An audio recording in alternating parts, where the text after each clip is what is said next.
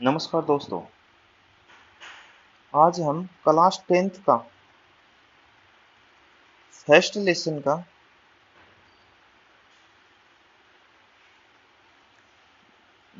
अगला टॉपिक पढ़ेंगे जिसमें आता है गोइल वंश। कहने का मतलब यहाँ से अब राजवंश शुरू हो रहे हैं। तो अपन ने ऊपर राजपूतों की उत्पत्ति पढ़ ली थी।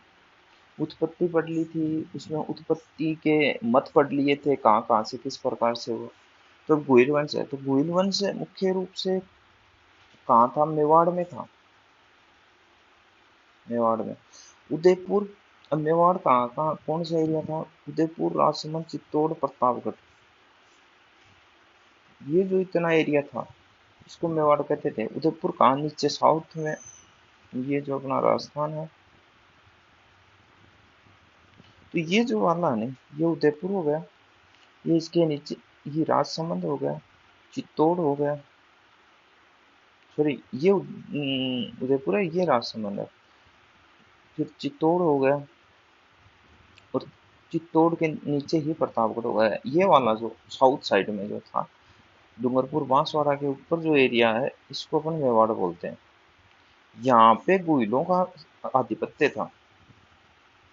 इस वंश का नामकरण इस वंश के प्रतापी शासक गुइल के नाम पर पड़ा। भाई गुइल वंश था तो गुइल कोई शासक था प्रारंभिक, उसी के नाम पर पड़ा। गुइल वंश की उत्पत्ति और मूल स्थान के बारे में अनेक मत प्रचलित है। जिस प्रकार राजपूतों की उत्पत्ति के बारे में अनेक सिद्धांत हैं, उसी तरह फिर गुइल वंश की उत्पत्ति के भी भाई। गुइल वंश क्या था? राजपूतों की ही एक ब्रांच थी भाई। राजपूतों के प्रकारों में अगर अपन देखें तो गुइल हो गया, चौहान हो गए, राठौड़ हो गए, भाटी हो गए। इस तरह कई मतलब वंश थे। और ये एक बड़ा राजपूत वंश, एक बड़ा भाग था, और इसके छोटे भाग थे। ठीक है, अलग अलग। फिर जैसे राजपूत तो पूरे राजस्थान में जो शासन कर रहे थे उस टाइम, उनको राजपूत बोल दिया। और फिर राजपूतों में वंश में जैसे वो हो गए, विभाजित हो गए। जैसे अबुल फजल ने इन्हें ईरान की नौशेखा से संबंधित करता है। अब इसमें अगर आप चाहें तो एक अधिक डाल के उत्पत्ति से संबंधित मत।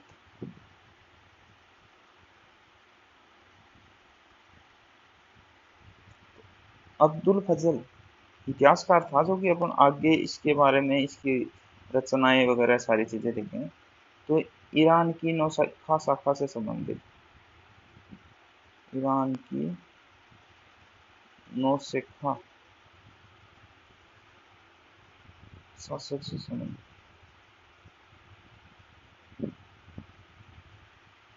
अब आता है कर्नल टोड। कर्नल टोड जो था, और अपन ने पढ़ा भी है, जिसने राजपूतों को विदेशियों की संतान का, इसने वल्लभी की शासकों से संबंधित माना। वल्लभी के शासकों से संबंधित। इसके अलावा नैन्सी और गोपीनाथ शर्मा। गोपीनाथ शर्मा ने सभी को ब्राह्मण वैसे बताया ही है। गोपीनाथ शर्मा ने अपन ने नहीं बताया वहां पे बहुत गोत्रीय ब्राह्मण मत का समर्थन किया। तो नैन्सी जो मूनो तो नैन्सी थे, उन्होंने प्लस गोपीनाथ शर्मा ने इनको, राजपूतों को ही ब्राह्मण माना तो इनको भी ब्राह्मणों ने, ब्राह्मणों से उत्पन्न। जीएच ओझा, जिसने राजपूतों को वैदिक आर्यों की संतान कहा है, उसने बताया है कि गुइल नाम का जो वो था, शासक था, उसने 566 ईस्वी में अपना शासन स्थापित किया। शासन इन ये जो जीएच ओझा हैं, इन्होंने वही वैदिक आर्यों वाला कॉन्सेप्ट को आगे बढ़ाते हुए गुइल के बाद मेवाड़ का प्रतापी शासक बप्पा हुआ। अब अपन देख लेंगे भाई, गुइल मतलब प्रथम प्रतापी शासक गुइल था, उसी के नाम पे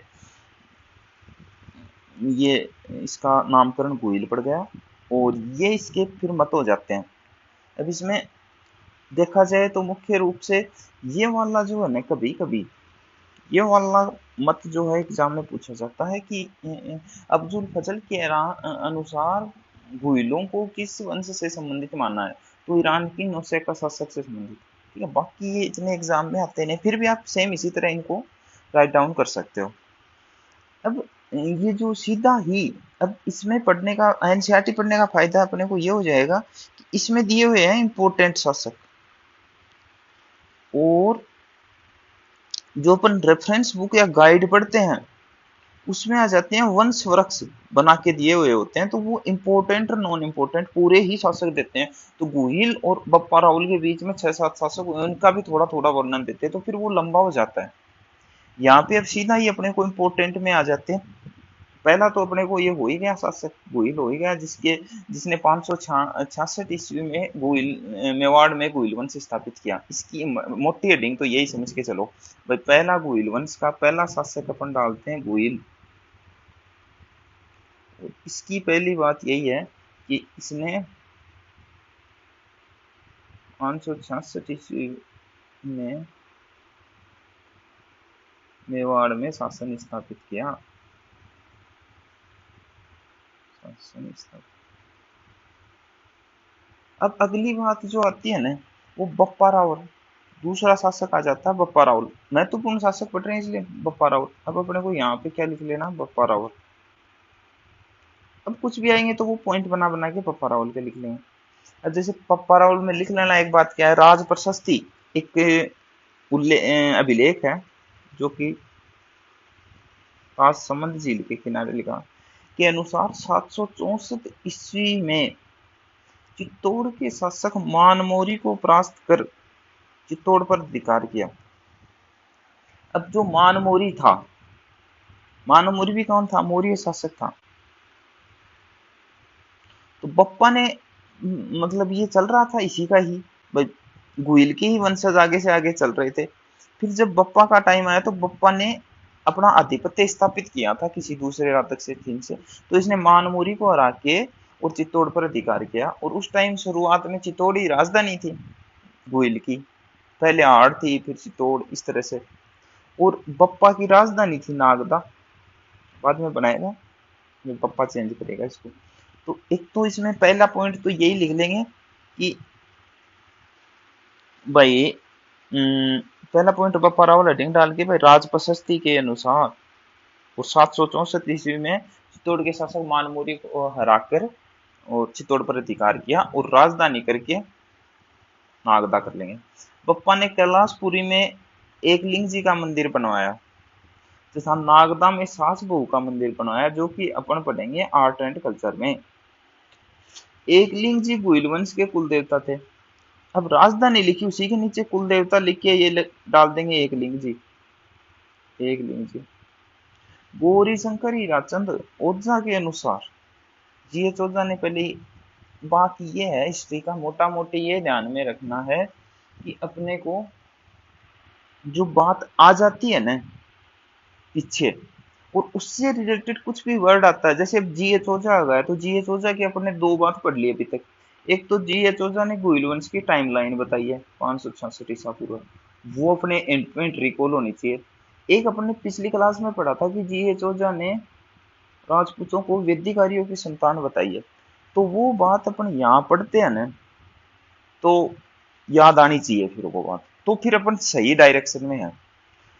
ने क्या कहा कि बप्पा रावल का वास्तविक नाम कालभोज था, तो इसको भी अपन इजीली लिख सकते हैं, राज प्रशस्ति के अनुसार लिख लिया। अब इसमें जीएच ओझा के अनुसार, जीएच ओझा के अनुसार बप्पा रावल का वास्तविक नाम लिखने की बजाय ये लिख दो बप्पा रावल ओब्लिक कालभोज, समझ जाओगे। नोट्स इस तरह से लिखो कि सिर्फ आपको ही समझ में आए आपके नोट्स, दूसरा आपके नोट्स को उपयोगी ना हो दूसरे के लिए आपके नोट्स। और बप्पा कालभोज की उपाधि थी। अब इसको ये लिख ही दिया। अब जो छोटा जो वर्डिंग मैंने बोला था बोले भी एक एक नाइन वाला, तो एक तो आपने राजधानी वाली बात लिख दी, एक कुल देवता लिख ली और एक उपाधि लिख दो, उपाधि में कालभोज डाल दो। आप अपने ही मतलब जो लिख रहे हो उसके दो पार्ट बना सकते हो। मतलब जैसे बप्पा रावल लिखा, कुछ लाइन खाली छोड़ते हुए यहाँ से जो लाइनिंग वाले हैं राज प्रशस्ति के अनुसार क्या था वो लिख लो, फिर जीएच ओझा के अनुसार क्या था वो लिख लो, और यहाँ पे जो छोटी बातें हैं जैसे राजधानी हुई वो लिखो, कुल देवता हुआ वो लिखो, उपाधि हुई वो लिखो, इस तरह से चलने दो ताकि जो आपको एक सिक्वेंशियल सब कुछ याद होता है सब सारी चीजें। लिखा वीर विनोद की रचनाकार श्यामल दास ने बप्पा किसी राजा का नहीं वरन किताब था। अब ये बात आपको यहाँ से इतनी बात याद रख लो, वीर विनोद श्यामल दास की जो रचना है, श्यामल दास की रचना है उसको वीर विनोद है श्यामल दास की रचना, ठीक है। अब इसमें ये बात याद रखने की नहीं है कि बप्पा की किसी राजा का नाम नहीं है पितु किताब था, क्योंकि ये तो एक मान्यता है जो सही हो भी सकती है नहीं भी हो सकती है, तो इसको आप ज्यादा राइट डाउन करने की जरूरत। ऐसी मान्यता है कि बप्पा चित्तौड़ के शासक मानमोरी के यहाँ सेवा में थे। जब चित्तौड़ पर विदेशी सेना का हमला हो तो उसने मुकाबले की चुनौती बप्पा ने स्वीकार की और उसे सिंध तक खदेड़ दिया। इसलिए इतिहासकार सीवी वैद्य उसकी तुलना चार्ल्स मार्टेल से करते हैं। अब जब सीवी वैद्य आ गया ना तो भी आपको अपने राजपूतों की उत्पत्ति वाले उसमें जाना चाहिए कि राजपूतों की उत्पत्ति में सीवी वैद्य का क्या रोल था, सीवी वैद्य ने इसको क्या बताया था। तो डॉक्टर भंडारकर और सीवी वैद्य ने इनको ब्राह्मणों की से उत्पन्न बताया था, समझ रहे हो। तो वो बात भी आपको अब यहाँ रिकॉल होनी चाहिए। ये हो गई। अब आपको करना क्या है कि सीवी वैद्य के अनुसार बप्पा रावल और is equal to Charles Martel, ये बात आप लिख लो। अगर आपको चार्ल्स मार्टेल का नहीं पता तो आप एक बार पढ़ लो यहाँ से कि फ्रांसीसी सेना जिसने यूरोप में सर्वप्रथम मुसलमानों को पराजित किया, बस इतनी ही लिख के और समझ जाओगे कि इसकी तुलना आपस में हुई है। अब बप्पा रावल के बाद में अगला महत्वपूर्ण जो शासक है वो क्या है, तीसरा जत्र सिंह। जत्र सिंह के गोहिल वंश के जत्र सिंह परमाणु से चित्तौड़ को छीनकर उसे अपनी राजधानी बनाया। ऊपर राजधानी थी नागदा, बप्पा से पहले गोहिल की राजधानी थी आड़, जो कि यहाँ पे नहीं दिया हुआ। चाहो तो आप ले सकते हो, चाहो आपको ये लगे कि कंफ्यूज हो रहे हैं, अभी तक किसी एग्जाम में भी ये बात नहीं पूछी कि गोहिल वंश की प्रारंभिक राजधानी क्या थी। फिर भी आपके दिमाग में ये राजधानियां जैसे जैसे चेंज हो रही हैं तो आपके क्वेश्चन बन रहा होगा कि यार इस टाइम पे राजधानी क्या थी। तो पहले आठ थी, बप्पा के टाइम में नागदा हो गई, अब यहाँ पे इसने राजधानी बदल दी, चित्तौड़ कर ली, क्योंकि चित्तौड़ बप्पा भी जीत गया था लेकिन बप्पा ने राजधानी नहीं बनाई थी।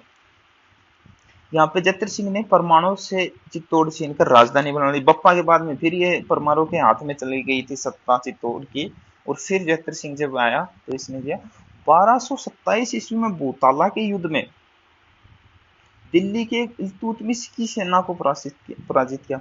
अब ये जो युद्ध है ना, युद्ध इनको याद रखने का एक मतलब तरीका रखो। जैसे एक भूताला युद्ध लिख लिया, भूताला युद्ध लिख लिया, इसकी सन तो लिखो ऊपर, ये किन किन के मध्य हुआ वो चीज लिखो नीचे। इल्तुतमिश याद रह जाए तो ठीक, नहीं कोष्टक में दिल्ली लिख लो, वर्सेस जत्र सिंह याद रह जाए तो ठीक, नहीं तो नीचे चित्तौड़ लिख लो। और अब इसमें आर किसकी, इसकी जीत इसकी, बस ये आपके युद्ध का पूरा विवरण हो गया।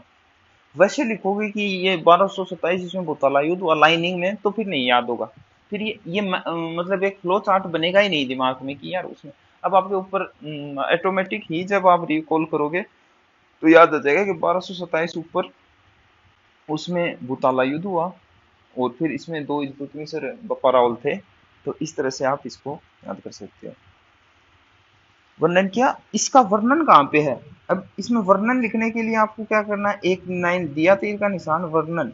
वर्णन क्या है, अमीर मदमर्दन, अमीर मदमर्दन में, और किसकी रचना है, ये जयसिंह सूरी की रचना है। भाई भूताला युद्ध का वर्णन किसमें है, तो अमीर मदमर्दन में है और जयसिंह सूरी की ये रचना है। इस ग्रंथ में इल्तुतमिश को अमीर का है, लिखो तो ठीक, न लिखो तो यहाँ इस तरह से लिख के और अमीर लिख लो। जी एच ओझा ने जत्र सिंह की प्रशंसा करते हुए लिखा है दिल्ली के गुलाम वंश के सुल्तानों के समय मेवाड़ के राजाओं में सबसे प्रतापी और बलवान राजा जेतर सिंह ही हुआ, जिसकी वीरता की प्रशंसा उसके विरोधी ने भी की। ये जेतर सिंह से रिलेटेड एक बात है, इसका वैसे तो प्रश्न नहीं बनता, लेकिन ऊपर आपको मैंने कानून को वाला लंबा कथन बताया था ना, तो ठीक ये कथन अपने याद नहीं रह सकता, लेकिन आपसे ये पूछ सकता है, ये देखिए दिल्ली के गुलाम वंश के सुल्तानों में सबसे प्रतापी शासक कौन था? सबसे प्रतापी शासक जेतर सिंह था। ये बात किस राइटर ने लिखी? तो ये बात जीएच ओझा ने लिखी। तो जीएच ओझा से संबंधित अपने को जितनी भी बातें हैं ना, वो अपने को याद होनी चाहिए भाई। राजपूतों की उत्पत्ति से संबंधित तो जीएच ओझा ने क्या कहा, गुइल वंश से संबंधित जीएच ओझा ने क्या कहा, और यहाँ पे जो जेतर सिंह है तो उससे संबंधित जीएच ओझा ने क्या कहा। तो राजपूतों के उत्पत्ति से संबंधित तो कहा कि ये राजपूत वेदिकारियों की संतान है। ये राजचंद ओझा इसने बप्पा रावल से संबंधित ये कहा है कि बप्पा रावल का वास्तविक नाम कालभोज है। और यहाँ पे जब जेतर सिंह की बात आती है तो इसने इसकी तुलना एक बहुत वीर शासक के रूप में कर दी। ठीक है, अब अगला महत्वपूर्ण शासक है जो वो है रतन सिंह, जो अपने को सभी मतलब अमूमन जानते हैं। रावल रतन सिंह 1303 ईस्वी में दिल्ली के सुल्तान अलाउद्दीन खिलजी के आक्रमण का सामना करना पड़ा। भाई रावल जो रतन सिंह था ना, अब देखो रावल शाखा, अब जब आप पढ़ोगे ना, गाइड पढ़ोगे, तो उसमें आपको रावल शाखा का इनका शाखाओं का विभाजन भी दिया मिलेगा कि कौन से शासक के बाद में शाखाएं विभाजित हुई। वो जब सबसे कॉम्प्लिकेटेड बन जाता है, फिर गुइलवंश अपने को दिमाग में चढ़ता ही नहीं है। अब रावल के अलावा दूसरी सिसोदिया शाखा थी, वो कहाँ गई, किसने क्या किया, वो चीजें आपको सीधा सीधा याद रखना है। सीक्वेंस में सिसोदिया शाखा पहले नेपाल में जाके स्थापित हुई, फिर बाद में जाके अमीर के टाइम में ये सिसोदा गांव में आके और फिर इसने वापस स्थापित की, और रावल शाखा यहाँ चलती रही। समझ रहे हो? थोड़े टाइम इसने सिसोदिया शाखा ने सिरोही की तरफ भी शासन किया, फिर यहाँ उनका नहीं जमा तो फिर ये नेपाल साइड में चले गए थे। तो वो चीजें हैं, लेकिन उनको अपने को यहाँ याद छत्र सिंह नाम था जब ये इनके रावल और सिसोदिया जो दो बेटे हुए थे उनकी, तो वो चीजें आपको स्किप करनी है। अगर आप उन चीजों में फंस जाओगे तो फिर वो चीजें याद नहीं रह पाएंगी आपके, वही फिर वो लंबा लेंदी, तो फिर वो जैसे कोई पनोरमा इनमें जो दे रखा है, जो रेफरेंस बुक आती है, एनसीईआरटी पढ़ने का मतलब नहीं रह जाएगा। जिसका कारण अलाउद्दीन की साम्राज्यवादी महत्वाकांक्षा व सैनिक एवं व्यापारिक उपयोगिता थी। 1303 में जो अलाउद्दीन खिलजी का चित्तौड़ आक्रमण था, उसका कारण ये दे रखा है कि साम्राज्यवादी नीति थी। ये तो है भी सही कि एक प्रकार से कोई भी युद्ध की एक स्पेसिफाइड टारगेट तो होता ही है। फिर इसमें अगला दे रखा है कि 1540, यहाँ पे आप याद रखना 1303 की जो घटना उसको 1540 में बताया जा रहा है।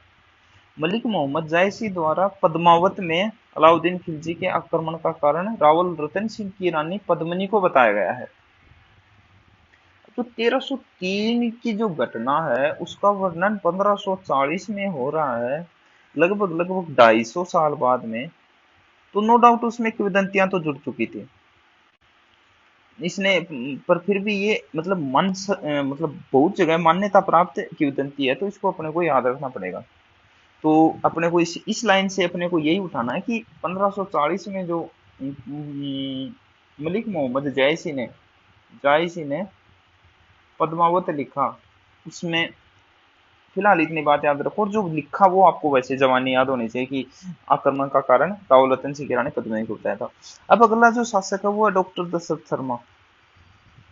डॉक्टर दशरथ शर्मा का भी राजपूतों की उत्पत्ति में अपना एक अपना ही मंतव्य था, उसको भी आपको याद रखना है। हर को मतलब पीछे जाना पड़े, मतलब जो भी नया नाम पीछे आ गया वो कन्फर्म आपको ये तो कम से कम पता होना ही चाहिए कि ये कौन से टॉपिक से को कोऑर्डिनेट करता हुआ निकला, तो फिर आप बिल्कुल सही चल रहे हो, आपको कहीं दिक्कत नहीं आने वाली। याद आपको पता ही चल, अक्सर स्टूडेंट्स के साथ ये प्रॉब्लम रहती है, उनको पता नहीं रहता कि अपने को क्या याद है क्या भूल गए, और अगर आपके इस तरह से रिकॉल हो रहा है तो आप बिल्कुल सही दिशा में हो। इस मत को मान्यता प्रदान करते हैं, कौन से मत को? हालांकि जीएच ये जो दशरथ शर्मा है, इन्होंने अग्निकुंड वाला जो सिद्धांत था उसका साफ साफ खंडन किया था, जबकि यहाँ जो ये कहानी बता रहे हैं मलिक मोहम्मद जैसी, इनका समर्थन कर रहे हैं। अलाउद्दीन की सेना से लड़ते हुए रतन सिंह और उसका सेनापति गौरा और बादल मारे गए। इस कहानी के अनुसार, जो मलिक मोहम्मद जायसी वाली जो बात है इसमें, इसके अनुसार अलाउद्दीन की सेना जब इसने आक्रमण किया तो इसके रतन सिंह के जो मुख्य सेनापति गोरा और बादल थे, जो कि पद्मनी के चाचा और भतीजा थे, इन्होंने बरसक युद्ध किया और लड़ते हुए वीर गति को प्राप्त हुए, और पद्मनी ने 1600 महिलाओं के साथ जोर कर लिया। इस युद्ध में अलाउद्दीन खिलजी के समकालीन इतिहासकार, जो अलाउद्दीन खिलजी के पक्ष से युद्ध भी कर रहा था, अमीर खुसरो थे, और इस जिनकी रचना खजाइन उल फुतुह थी, इसमें भी इसने आक्रमण का वर्णन किया है। तो आपको मुख्य रूप से याद तो साहित्यिक जो विवरण है ना वो ज्यादा याद रखना, जैसे पद्मावत हो गई तो मलिक मोहम्मद जायसी 1540, अमीर खुसरो हो गया तो खजाइन उल फुतुह है। अब इनमें क्या दे रखा क्या नहीं दे रखा वो तो आपको, अब जैसे स्टोरी पढ़ ली तो आपके वैसे भी याद होएगा। अब आगे क्या दे रखा है कि अलाउद्दीन ने अपने पुत्र खिजर खां को तो चित्तौड़ का शासक बनाया और नाम बदल दिया, खिजराबाद कर दिया।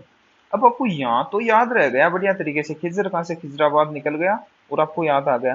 पर जब अपन आगे बढ़ेंगे और जब अपन सिवाना वगैरह इनका आक्रमण पढ़ लेंगे ना, तो फिर आप कंफ्यूज हो जाओगे कि कौन से को तो खिजराबाद बनाया था और कौन से को जलालाबाद बनाया था। तो वो चीजें फिर सिवाना को दूसरा ही मतलब वो बनाया, वहां पे दूसरा मतलब अपने किसी उसको छोड़ के और सिवाना का नाम परिवर्तित किया। तो वो चीजें आपको वहां पे फिर याद दिलाई जाएगी, जब सिवाना का नाम आएगा तो आपको एक खिजराबाद रिकॉल होना चाहिए। समझ रहे हो भाई, खिजर खां के पुत्र के नाम पे खिजराबाद पड़ा। और रतन सिंह ने मेवाड़ की रावल शाखा का अंतिम शासक था। बता रहा था ना मैं, दो शाखाएं थी, एक तो रावल एक सिसोदा।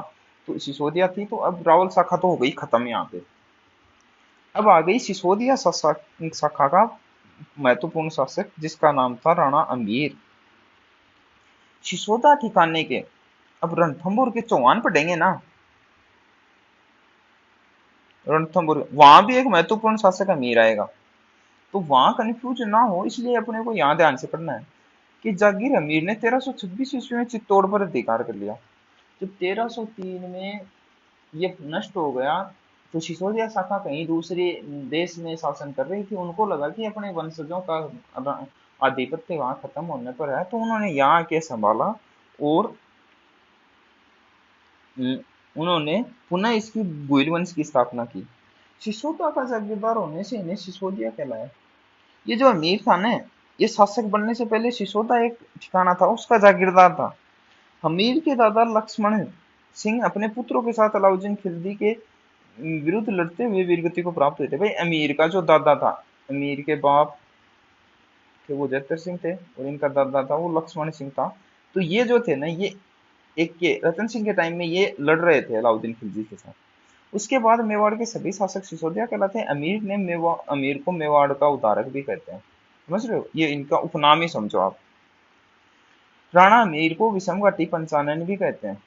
तो ये भी, इसको भी आप उपनाम करके, अब ये जो ऐसे पर्सन है ना इनको आप ऐसे उपनाम करके, पहला डाला मेवाड़ का उद्धारक, दूसरा डाला विषम घाटी पंचानन। विषम घाटी पंचानन आपको अटपटा नाम लग रहा तो आप है ना इसको समझने के हिसाब से इसका अर्थ पढ़ लो, बाकी लिखना नहीं है। विकट आक्रमणों में सिंह के सदस्य, भाई विकट आक्रमणों में सिंह के सदस्य खड़ा रहने वाला की संज्ञा राणा कुंभा की कीर्ति स्तंभ प्रशस्ति में दी गई। अब जब अपन राणा कुंभा पढ़ेंगे तभी कीर्ति स्तंभ प्रशस्ति देखेंगे, यहाँ देखने से आप फिर कंफ्यूज हो जाओगे। अमीर ने सिंगोली के युद्ध में मोहम्मद बिन तुगलक की सेना को परास्त किया। अब अपने को क्या लिखना है, सिंगोली। अब अगर इसकी डेट नहीं दे रखी तो बहुत बढ़िया बात है। और किस किस के मध्य हुआ, अमीर और मोहम्मद बिन कासिम, इसको हराया, ये जीत गया, खत्म। अब अमीर के बाद में सीधा ही आ रहा है महाराणा लाखा। छोटे मोटे शासक और आए, जैसे भाई ये तो 1326 की बात है, सीधा अपन 1382 में कूद गए। बीच में शासक आए लेकिन वो इम्पोर्टेंट नहीं थे। 1382 में क्योंकि उस टाइम मेवाड़ की थोड़ी सी स्थिति चरमरा गई थी, रणमल वगैरह ने आधिपत्य कर लिया था उस तरह से। तो वो एक महत्वपूर्ण शासक नहीं थे। सीधा ही जो महत्वपूर्ण आया वो लाखा ही आया फिर 1320। वो भी क्यों, इन्होंने सिर्फ एक इंपॉर्टेंट काम किया था, वो क्या था, 1382 ईस्वी में महाराणा लाखा मेवाड़ का शासक बना। मारवाड़ के रणमल की बहन, अभी भी मैं जिक्र कर रहा था ना, कि बहन हंसाबाई का विवाह लाखा के पुत्र चुंडा के साथ होना था। चुंडा भी दो हैं इतिहास में, एक कुंवर चुंडा एक राव चुंडा। दोनों पढ़ने के बाद आपको डिफरेंस बता दिया जाएगा। अभी आप केवल चुंडा नाम है तो आप लाखा के पुत्र के नाम से याद करो। मगर परिस्थितिवश ये विवाह लाखा के साथ संपन्न हो गया। इस विवाह की शर्त ये थी कि मेवाड़ का उत्तराधिकारी हंसाबाई का पुत्र होगा। ये सब कुछ वैसी वैसी सी थी जैसी महाभारत में पितामह भीष्म ने की थी। तो इसलिए चुंडा को मेवाड़ का भीष्म पितामह कहते हैं, मेवाड़ का भीष्म पितामह। अब वैसे उपनाम याद करते तो आपको पता नहीं याद रहता कि नहीं रहता। अब जब कारण सहित अपन इसका एक्सप्लेनेशन दे रहे हैं तो मुझे लगता है कि याद रखने की संभावनाएं ज्यादा हो जाती हैं, जिससे लाखा के योग्य पुत्र चुंडा को राज्य अधिकार से वंचित होना पड़ा। वह जब पितामह के संबंध इसने प्रतिज्ञा कर ली कि मैं कभी विवाह नहीं करूंगा और अपने मतलब शासन पे अधिकार नहीं करूंगा, भाई मेरे पिता का ही वो रहेगा, तो इसके बाद जो हंसाभाई से पुत्र उत्पन्न होगा उसी का शासन होगा। चुंडा को राजस्थान का भीष्म पितामह कहते हैं, ये मैंने आपको बता दिया। ये राजस्थान का भीष्म पितामह भी बोल सकते हो और मेवाड़ का भी बोल सकते हो, दोनों एक ही है। राणा लाखा के समय जावर माइंस, जावर जो चांदी की खान है, तो चांदी व शीशा बहुत अधिक मात्रा में निकलने लगा, जिससे आर्थिक समृद्धि भी थी। इस समय बंजारे ने छोला झील का निर्माण कराया। अब आप एक तो हंसाबाई हो गई, इसमें मुख्य बिंदु जिस पे डिस्कस किया जाए, एक चुंडा हो गया, एक जावर हो गई और एक पिछोला हो गई। यही बातें हैं चार। ये चार नाम भी अगर आपको याद है लाखा से संबंधित, तो आप समझना कि आपके लाखा कंप्लीट है। ठीक है। अब अगला शासक है राणा महाराणा मोक्कल, जो कि इसका लाखा का ही पुत्र था, हंसाबाई से उत्पन्न। ये देखो, महाराणा लाखा व हंसाबाई का पुत्र था। 1421 ईस्वी में जब मोक्कल शासक बना, अब देखना अब कितने टाइम तक रह गया। 1382 से लाखा बना था और 1421 में जाके ये बन रहा है। 18 और 20 38 साल के समथिंग लाखा शासन किया है, काफी लंबा टाइम हो जाता है। हालांकि सबसे ज्यादा टाइम का रिकॉर्ड तो महाराणा प्रताप के पास ही है, लेकिन फिर भी अपने आप में लाखा ने भी काफी टाइम शासन किया। तो अल्पायु होने के कारण चुंडा ने उसके संरक्षक के रूप में कार्य किया। पर जब चुंडा को लगा कि मोक्कल की माता हंसाबाई उस पर संदेह करती है, तो वह मेवाड़ छोड़कर मांडू चला गया। अब जो एक पारिवारिक अभी जो ये घटनाएं चल रही हैं वो उस टाइम में भी थी, तो उसके चक्कर में उसके चलते ये हो गया कि भाई मोक्कल से कीर इनकी नहीं बन पाई आपस में ढंग से, तो ये फिर छोड़ छुड़ा के चला गया। 1433 ईस्वी में 1433 ईस्वी में जिलवाड़ा में चाचा व मेरा जो थे वो लाखा के मतलब सौतेले बेटे थे। उन्होंने मैपा पवार को एक वो इनका मंत्री था, उनके साथ मिलके और लाखा की ये सॉरी मुक्कल की हत्या कर दी। मुक्कल को एक ज्यादा बस इसके पास आइडेंटिटी ये थी कि ये हंसाबाई का पुत्र था, बाकी कोई इसके पास बड़ी उपलब्धि थी नहीं। इनके पिताजी जरूर महान शासक थे, सॉरी इनका पुत्र जो महाराणा कुंभा था वो अपने आप में बहुत ही मतलब महान ही मानो आप। मुक्कल के बाद उसका पुत्र कुंभा शासक बना। कुंभा कब बना? 1433 ईस्वी में बना। इसने तो शासन भी 10 एक साल ही किया, 10-12 साल। राठौड़ों व मेवाड़ पर प्रभाव समाप्त कर मेवाड़ी सामंतों का विश्वास अर्जित किया। राठौड़ों का मेवाड़ पर प्रभाव कैसे? भाई रणमल के टाइम में हंसाबाई ने विवाह कर दिया, तो उस टाइम में वो इंटरफेयर कर रहा था। भाई रणमल इसके मुक्कल का मामा हो गया, तो मामा के वहां फिर वो मामे की भी यहाँ चौधर चली। तो कहने का मतलब पूरी की पूरी बागडोर वहीं थी राठौड़ के पास ही। लेकिन जब कुंभ आया तो इन्होंने सबको नेग्लेक्ट करते हुए अपना स्वतंत्र स्थापित किया, कहीं अपनी खुद का दूसरे निर्णय शक्ति खुद के हाथों में ली। कुंभा ने चित्तौड़ व कुंभलगढ़ को अपनी शक्ति का केंद्र बनाया। 1437 ईस्वी में सारंगपुर युद्ध। युद्ध आते ही आप पहले तो उसकी डेट लिखो, और फिर उसकी सारंगपुर लिखो, मतलब नाम लिखो, और फिर उसकी वो बताओ कि किन किन के मध्य हुआ। महमूद खिलजी, उर्वरसेज, कुंभा। अब इसने यहाँ कैंसिलर, यहाँ ये का मतलब है कि कुंभा विजयी था इसमें, और महमूद खिलजी को परास्त कर बंदी बना लिया। इस विजय के उपलक्ष्य में कीर्ति स्तंभ का निर्माण कराया। अभी अपन ने पीछे देखा था थोड़ी सी ही देर पहले कि कीर्ति स्तंभ प्रशस्ति पे, कुंभा की जो कीर्ति स्तंभ प्रशस्ति थी उसमें अमीर को विषम घाटी पंचानन कहा गया। कहने का मतलब अमीर को जो विषम घाटी पंचानन की उपाधि थी वो अमीर के खत्म होने के काफी टाइम बाद में दी गई थी। समझ रहे हो अपने पूर्वजों को भाई, हमारे इस टाइम का इस तरह का एक शासक हुआ है। तो कीर्ति स्तंभ प्रशस्ति में अपनी ही बढ़ाई की हुई है, तो उसमें नागौर के उत्तराधिकार को लेकर मेवाड़ व गुजरात में युद्ध हुआ। ये ऐसे छोटे मोटे युद्ध हैं जिसमें गुजरात की पराजय हुई। 1453 ईस्वी में कुंभा ने मारवाड़ से मंडोर छीन लिया, क्योंकि मारवाड़ से कुंभा की बनी नहीं थी कभी भी, इसलिए। परंतु बाद में संधि कर अपने पुत्र रायमल का विवाह मारवाड़ की राजकुमारी से कर दिया। इसके समकालीन जब अपन पढ़ेंगे ना, कुंभा के समकालीन शासक रहेगा लगभग लगभग टाइम जोधा। तो ये जोधा आपस में प्रतिद्वंदी ही ज्यादा रहे। ये जो कुंभा था ये तो हो गया पोता, और ये जो था ये हो गया भतीजा। तो इनकी आपस में ट्यूनिंग जमी नहीं, इनका मध्यस्थता कर दे अंसाबाई करवाती रही, कभी कोई आवल बावल की संधि, कभी कुछ और कभी कुछ, लेकिन इनका ज्यादा एक अप्रोप्रिएट वो बन नहीं पाया कॉम्बिनेशन। ये भी हो गया शादी वादी भी।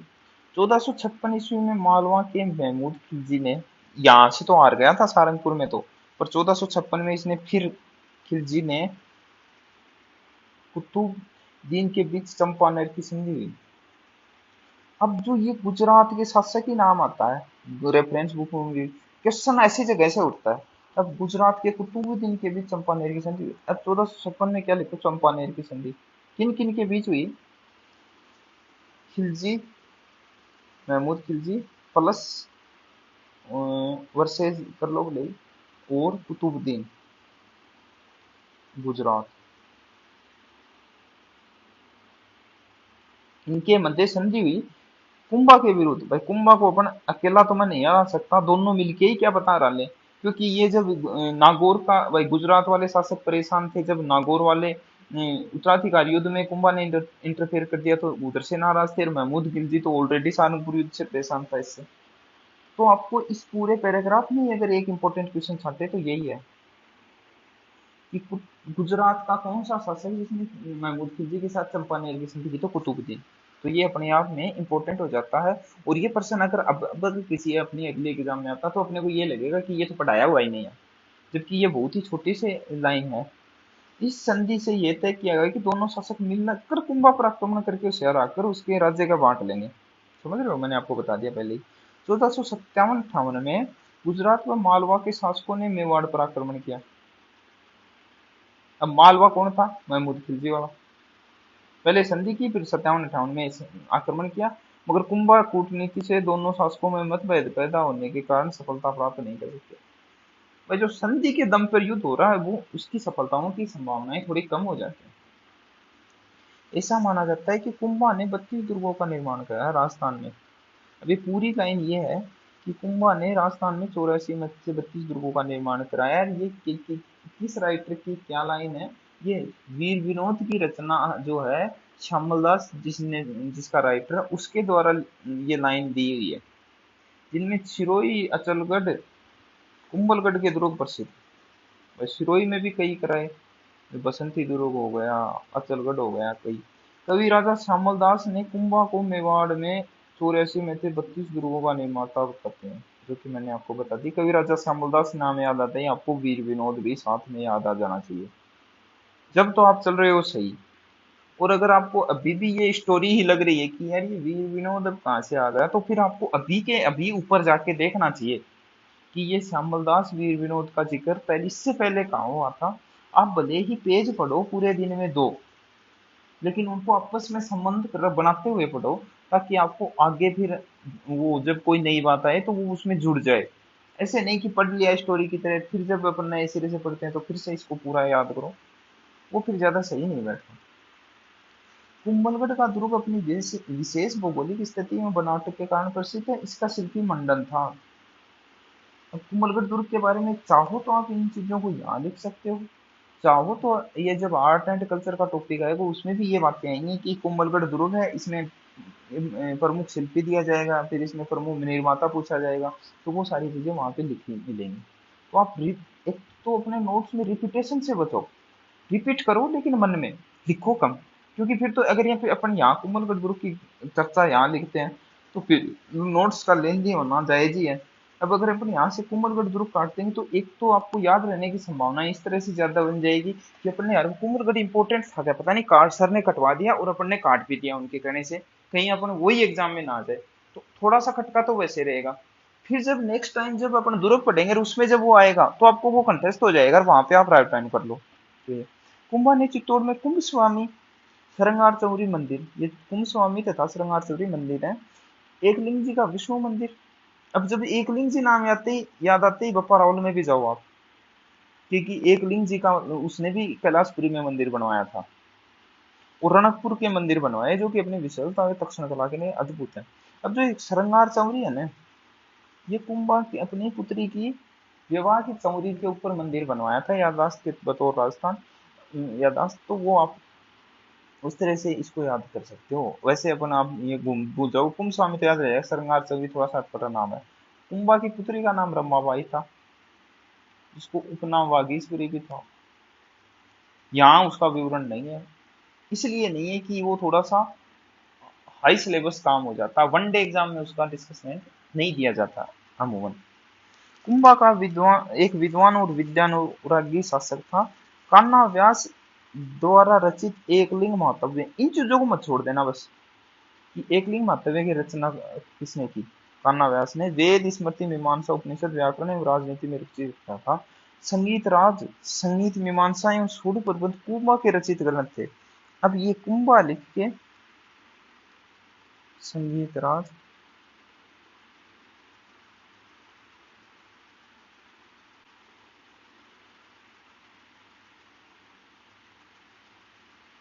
सूड प्रबंध,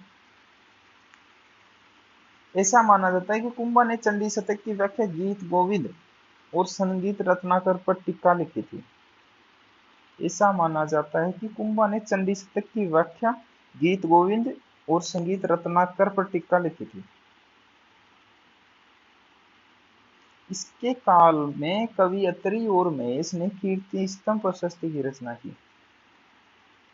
ऐसा माना जाता है कि कुंभा ने चंडी शतक की व्याख्या गीत गोविंद और संगीत रत्नाकर पर टीका लिखी। संगीत रत्न गीत गोविंद पर टीका और संगीत रत्नाकर, गीत गोविंद अपने पहले आ लिया, इसको आप वहां जाके से जाके आप रिकॉल करना, और संगीत रत्नाकर अभी आप पढ़ रहे हो, ठीक है। इन पे इन्होंने टीका भी लिखी चंडी शतक की वजह। इसके काल में कवि अत्रि और महेश थे जिन्होंने कीर्ति स्तंभ प्रशस्ति की रचना की। कीर्ति स्तंभ तो बना दिया मालवा विजय के उपलक्ष्य में 1456 में जब सारंगपुर युद्ध हुआ, और जब ये उस पर लिखने का काम किया अत्रि और महेश ने, भाई एक ऐसे पत्थर था वो खड़ा कर दिया कि भाई कीर्ति स्तंभ जिस पे लिखा, और उस पे विषम घाटी पंचानन और भी अठरम शठरम जो भी लिखने थे वो सारी चीजें फिर अत्रि और महेश ने लिखी।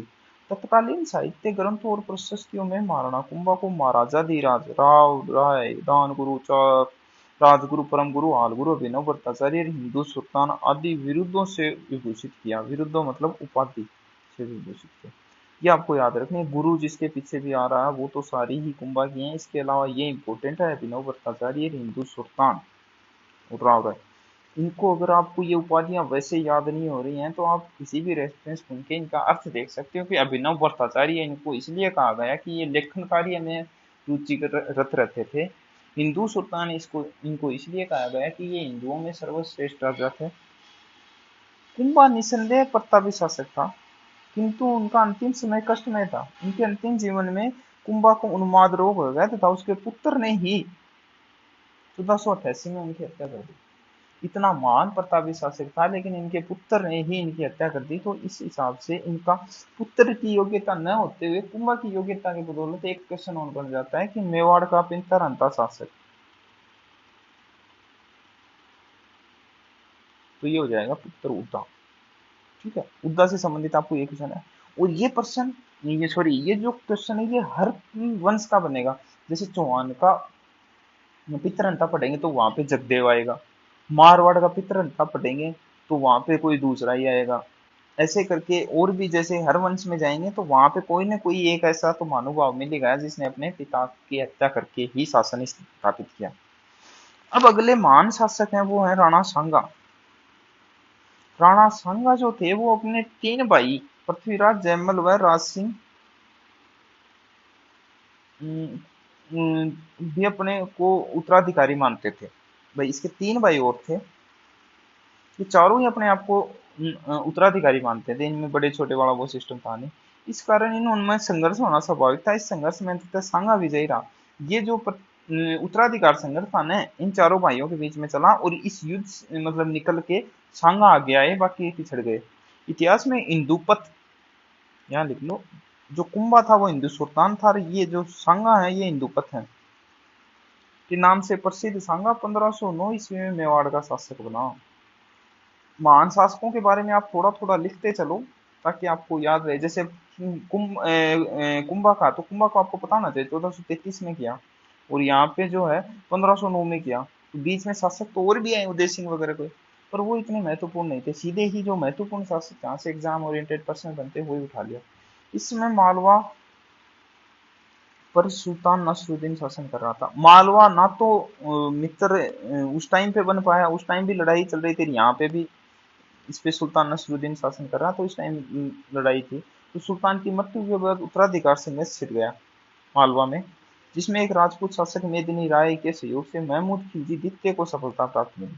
मेदिनी राय एक शासक था चंदेरी का, उसकी सहयोग से महमूद खिलजी सेकंड बन गया। महमूद खिलजी फिर तो कुंभा के टाइम में था, जो कुंभा के साथ उसने लड़ाई झगड़े हुए थे। इस सफलता के बाद मेदिनी राय का कद बहुत बढ़ गया और अब एक तरह मालवा का अप्रत्यक्ष शासक बन गया। भाई जब कोई भी अपने कोई किंग मेकर होता है तो उसकी इंपोर्टेंसी किंग से भी ज्यादा ही होती है कहीं भी। अंततः मालवा के अमीरों ने गुजरात की सहायता से मेदिनी राय को इस स्थिति से हटा दिया। जब मेदिनी राय अपने आप को सर्वश्रेष्ठ समझने लगा तो मालवा का गुजरात से शासकों से तो ट्रेनिंग थी, क्योंकि चंपानेर हुई थी 1456 में, समझ रहे हो ना। तो उस टाइम, अब आपको याद ये रखना है, एक तो 1456 चंपानेर है और एक सारंगपुर है, तो आपको इनकी डेट में मिक्सअप नहीं होना। 1437 में तो सारंगपुर है, 1456 में चंपानेर है। पहले सारंगपुर से हार के महमूद खिलजी वहां पे गया था। मेदिनी राय ने सांगा में की शरण में चला गया, तो ये मेदिनी राय फिर ये तो एक संभव सी बात है कि ये जब अपन किसी एक आदमी से नहीं बनते तो वो अगले के दुश्मन के पास जाते हैं अपन। और इसने जिससे मालवा और मेवाड़ का युद्ध हो गया, तो मेदिनी राय में तो इतनी तो काबिलियत थी, वो जहाँ उसको खिलजी द्वितीय को शासक बना सकता था तो उसमें हटाने की भी काबिलियत थी। मालवा का सुल्तान महमूद खिलजी द्वितीय पराजित हुआ होना ही था और राणा द्वारा बंदी बना लिया गया। रावण जैसे महान ज्ञानी और प्रकांड विद्वान जब एक मतलब क्या बोलते ग्रह भेद से हार जाते हैं, तो यहाँ तो कोई बड़ा मसला था ही नहीं। इधर की उत्तराधिकार प्रश्न पर नागौर पर अपना प्रभाव स्थापित करने का प्रयास और मालवा को सहयोग आदि ऐसे मसले थे जिनको लेकर सांगा और गुजरात के सुल्तान मुजफ्फर के बीच संघर्ष हुआ। भाई जब नागौर में के उत्तराधिकार में भी मेवाड़ वाला इंटरफेयर कर ही रहे थे, पहले कुंभा के टाइम में भी कर रहे थे, और तो फिर यहाँ और दूसरा फिर ये इधर मालवा वाला अधिकार हो गया, जिससे गुजरात के शासक इससे मुजफ्फर से भी दुश्मनी हो गई।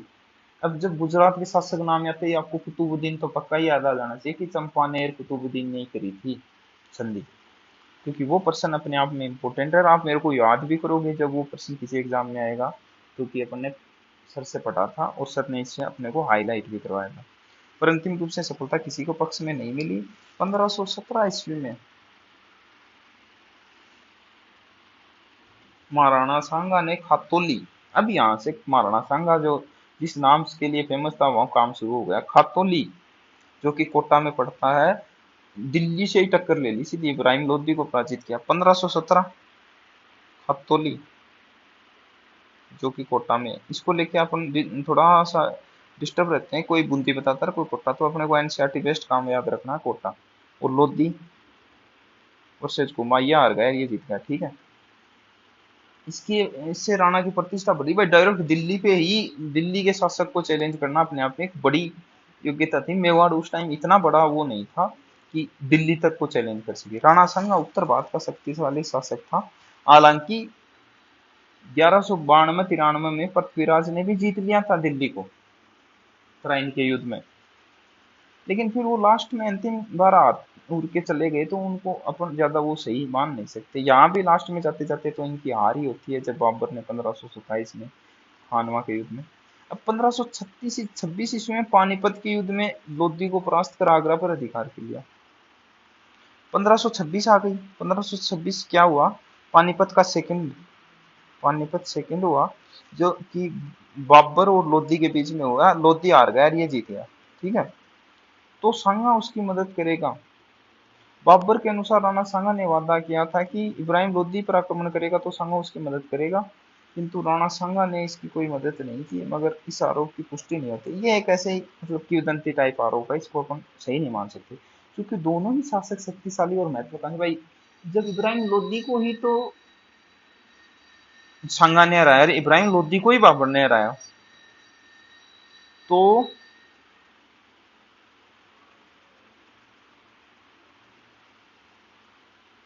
इब्राहिम लोदी ने ही तो सांगा को हराया, इब्राहिम लोदी ने ही बाबर को हराया।